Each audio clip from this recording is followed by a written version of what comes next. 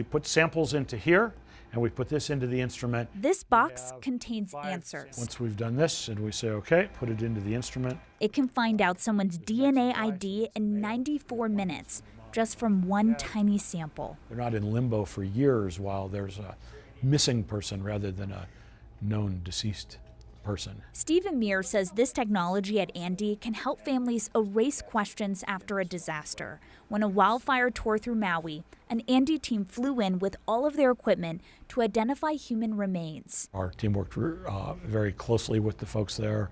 The instruments performed very well, and a lot of the IDs were made using DNA. Mir says they primarily extract DNA from bone fragments. And depending on what you're doing, you can simply rub it over the thing that you're trying to get DNA off of. And then they compare that data with DNA from living family members. That comparison takes just a couple of minutes to happen in a mechanical sense, in a technological sense, and then there's the human review. They work alongside the coroner's office to bring closure to loved ones and help them with next steps. When these identifications will be able to be made very quickly, and the family can get a death certificate very quickly, and that lets them go on about their business of dealing with wills and insurance settlements and all of those things. Countless resources are deployed to Hawaii, so survivors don't have to wonder. Of course, the family has peace of mind that their loved one isn't someplace.